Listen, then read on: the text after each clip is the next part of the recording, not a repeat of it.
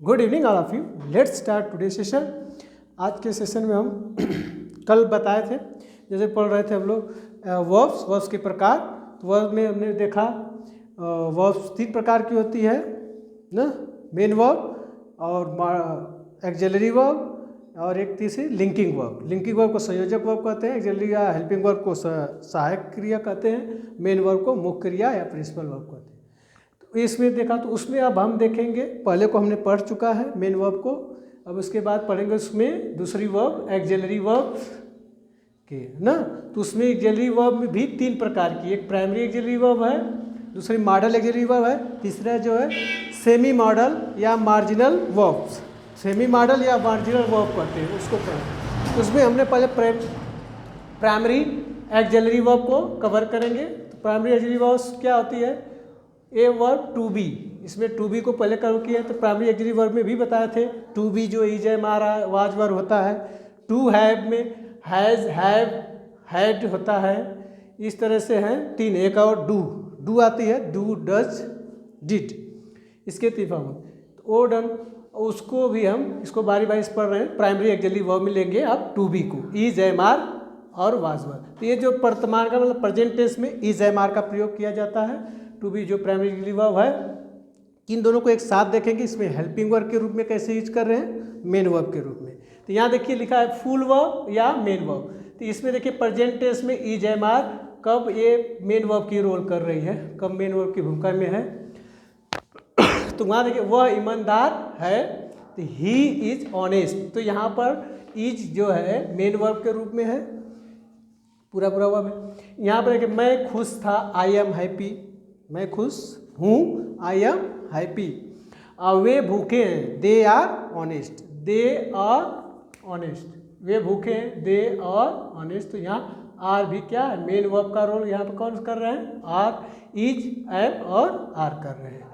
तो ईमानदार है, ही इज ऑनेस्ट। और इसको पहचानने का एक तरीका और है कि जब मेन वर्ब के बाद देखिए ईमानदार क्या है, ऑनेस्ट, एडजेक्टिव आए, नाउन आए, चाहे इस तरह से आ रहा है ना, एडजेक्टिव या नाउन आए, तभी हम पहचान सकते हैं कि ये इसका मेन वर्ब के रूप में इज एम आ रही है।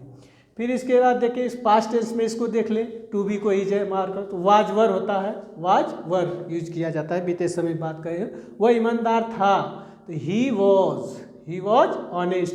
तो वाज क्या है, ये प्राइमरी एक्सिलरी में टू बी के फॉर्म में है, वाज वह ईमानदार था।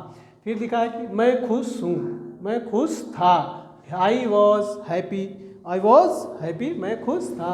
वे भूखे थे, तो दे वर हैंग्री, दे वर हैंग्री, वे भूखे थे।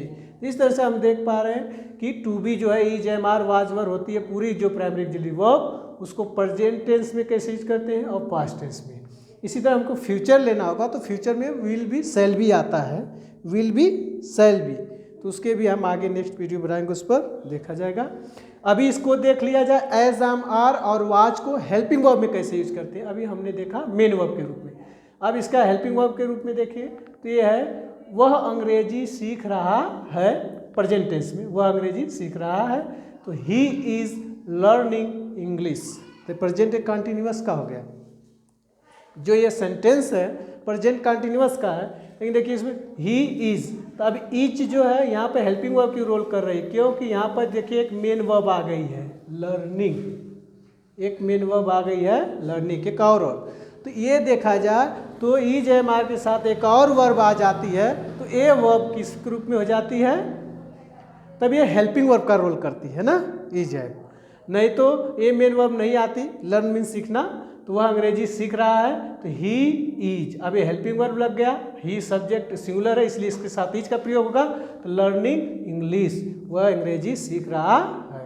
तो ये लर्निंग एक मेन वर्ब और आ गई, तो ये क्या हो गई, हेल्पिंग वर्ब। तो यहाँ इज क्या है, हेल्पिंग वर्ब है, और मेन वर्ब के रोल में कौन सा है, लर्निंग। ठीक, इसी तरह से देखें वे अंग्रेजी सीख रहे हैं, नेक्स्ट देखें तो वे अंग्रेजी सीख रहे हैं, तो इसमें आया दे आर लर्निंग इंग्लिश। तो यहाँ पे देखिए ये आ गया आपका हेल्पिंग वर्ब, आर क्या हो गया यहाँ पर, हेल्पिंग वर्ब। और लर्निंग क्या है, मेन वर्ब, और इंग्लिश क्या है, ऑब्जेक्ट हो गई। इंग्लिश क्या हो गई, ऑब्जेक्ट। किसी भाषा के आगे देखिए आर्टिकल्स द का प्रयोग, तो द का प्रयोग नहीं होता। ये देखिए सब्जेक्ट है, ये सब्जेक्ट आपका प्लूरल है, इसलिए इसे प्लूरल के सब्जेक्ट के साथ आर का प्रयोग किया जाता है। और लर्निंग मेन वर्ब और इंग्लिश, तो ये अंग्रेजी सीख रहे थे। यहाँ मेन वर्ब आने से ये क्या है, ये हेल्पिंग वर्ब का रोल कर रहा है। यहाँ पर और हेल्पिंग वर्ब है, यहाँ पर आर मेन वर्ब यही है, मेन वर्ब का रोल यही कर रहे हैं, ठीक है ना।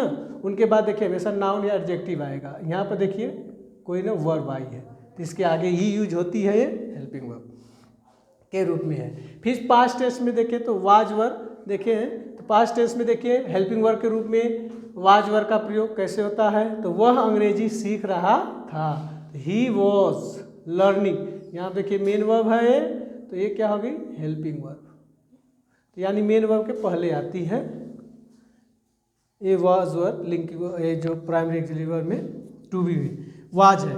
वाज देखिए यहाँ पे हेल्पिंग वर्ब हो गया, ए लर्निंग मेन वर्ब हो गया। इसी तरह वे अंग्रेजी सीख रहे थे, दे सब्जेक्ट के अनुसार। यहाँ सब्जेक्ट देखिए ही क्या है, सिंगुलर सब्जेक्ट है, इसलिए इसके साथ वाज का प्रयोग किया गया है। प्लूरल सब्जेक्ट के साथ वर का प्रयोग किया जाता है, तो यहाँ पर दे प्लूरल सब्जेक्ट है, ए हेल्पिंग वर्ब हो गया, ए मेन वर्ब हो गई, और ये ऑब्जेक्ट इंग्लिश क्या हो गए, ऑब्जेक्ट। तो कौन सा ऑब्जेक्ट है, इंग्लिश कौन सा ऑब्जेक्ट है, डायरेक्ट इनडायरेक्ट ऑब्जेक्ट बताए थे ना। तो इसमें इंग्लिश जो आपकी वस्तु का नाम है ना, तो किस में आ गया, वो नॉन लिविंग है, तो उसमें आ गया ये डायरेक्ट ऑब्जेक्ट। जो लिविंग रहेगा वो इनडायरेक्ट ऑब्जेक्ट, इस तरह से। तो ये क्या आ गया, तो ये ऑब्जेक्ट है। तो ऑब्जेक्ट भी दो टाइप्स के होते हैं, डायरेक्ट ऑब्जेक्ट, इनडायरेक्ट ऑब्जेक्ट। पहले वीडियो में हमने इसको समझा रखा है। ट्रांजिटिव वर्ब जब आया था, इंट्रांजिटिव वर्ब, उसको तो आप प्ले लिस्ट में जाकर उस वीडियो को देख सकते हैं, तो आपको क्लियर हो जाएगा। इस तरह से हमने एक साथ देखा वर्ब टू बी को प्राइमरी एक्सिलरी वर्ब में। अब इसके बाद हम अभी देखेंगे, इसी वीडियो में देख पाएंगे कि इसका वर्ब टू हैव को देख पाएंगे, जिसकी हैज़, हैव और हैड होती है। एक्सिलरी वर्ब में हमने देखा, देखिए एक्सिलरी वर्ब कितने प्रकार की होती हैं, primary auxiliary verb, modal auxiliary verb, semi modal auxiliary verb. इसमें प्राइमरी एक्सिलरी में to be, to have, to do, ये सब प्राइमरी एक्सिलरी वर्ब में आते हैं। तो इसमें हमने भी आपको टू बी पढ़ाए हैं, उसमें प्रेजेंट टेंस में, पास्ट टेंस में कैसे यूज होते हैं, इसके फ्यूचर के लिए अलग से बनाएंगे वीडियो। और ये जो है मेन वर्ब के रूप में कैसे होती है, और हेल्पिंग वर्ब के रूप में। अब हम पढ़ेंगे टू हैव को वर्ब के रूप में और हेल्पिंग वर्ब के रूप में कैसे यूज होते हैं। मॉडल वाला देख लीजिए, ऐसे होते हैं सहायक क्रिया तीन, तो इनको बाद पढ़ेंगे।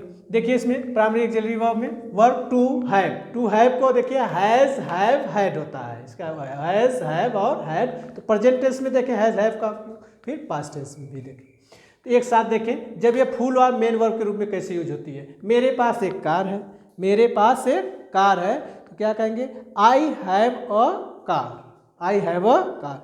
आई एक है सिंगुलर सब्जेक्ट है, लेकिन इसके साथ वो प्लूरल हो रहा है, थोड़ा सा अपवाद है, एक्सेप्शन है, तो इसे आई हैव अ कार। इसी तरह सिंगुलर सब्जेक्ट होगा, उसके पास एक मोबाइल है, उसके पास एक मोबाइल है, उसके पास एक मोबाइल है। देखिए आई हैव अ कार हो गया, उसके पास एक मोबाइल है, तो ही हैज़ हो जाएगा। ये देखिए सिंगुलर वर्ब है, यहाँ पर मेन वर्ब का यूज का काम कर रहा है, क्योंकि सब्जेक्ट सिंगुलर है, इसलिए सिंगुलर हैज़ और मोबाइल। तो यही सिंगुलर सब्जेक्ट के साथ हैज़ का प्रयोग, प्लूरल सब्जेक्ट के साथ एक यही अपवाद है, आई के साथ हैव का प्रयोग, क्योंकि सिंगुलर ही होता है, इसे सिंगुलर ही माना जाता है। फर्स्ट पर्सन में सिंगुलर प्रोनाउन है। ही हैज़ अ मोबाइल, तो उसके पास एक मोबाइल है।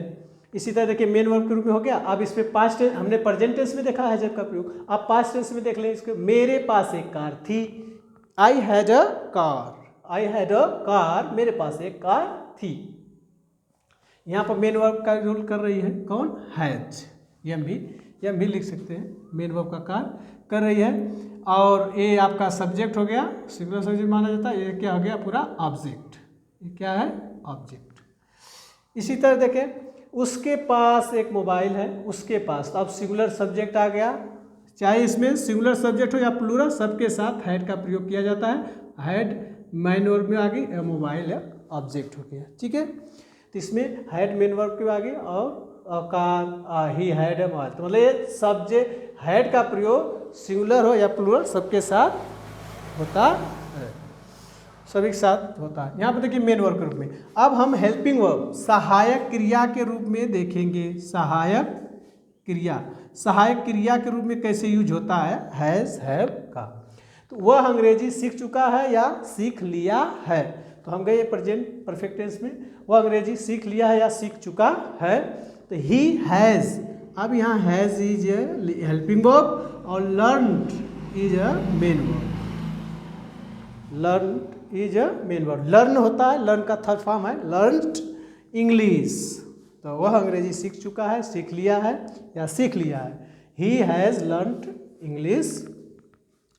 इसी तरह देखिए पास्ट टेंस में देखना है तो देख सकते हैं वह अंग्रेजी सीख चुका है या लिया था, ही हैड लर्नड इंग्लिश।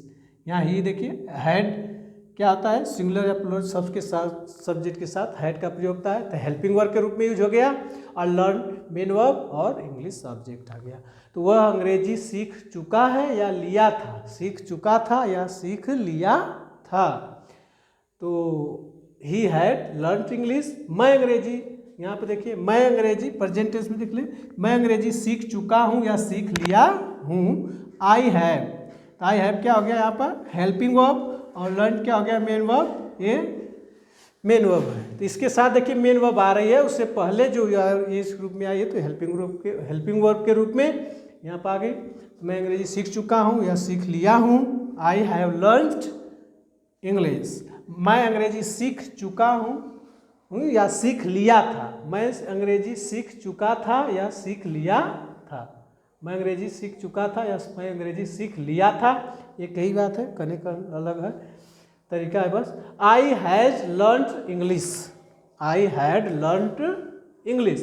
तो लर्नड इंग्लिश, तो आई के साथ भी हैड का प्रयोग होता है, ये हेल्पिंग ग्रुप में या एक्सिलरी वर्ब के रूप में यूज हुआ है। यहाँ पर लर्न क्या है मेन वर्ब के रूप में यूज हुआ है इंग्लिश। तो ये इसके साथ एक वर्ब और आती है तो ये हेल्पिंग वर्ब का रूप भी होता है ना, तो ये पहचान है। यदि इसके पास यदि कोई और वर्ब नहीं आती है मेन वर्ब का उपयोग करता है। यहाँ पर क्या आ रहा है देखो, इनकार क्या है नाउन है, मोबाइल क्या है नाउन है।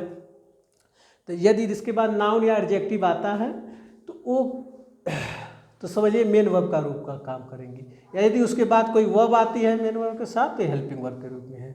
इस तरह से ठीक समझ में आ गया। तो आई होप आप लोग को क्लियर हो गया होगा। तो कोई यदि कोई प्रतिक्रिया जाहिर करना है तो कमेंट्स बॉक्स में कर सकते हैं। ऑफलाइन भी मेरी क्लास चलती है में, तो ऑफलाइन भी ज्वाइन करना है तो नंबर पर संपर्क करें, उसी से व्हाट्सअप भी चलता है। इस तरह से आपको थैंक यू।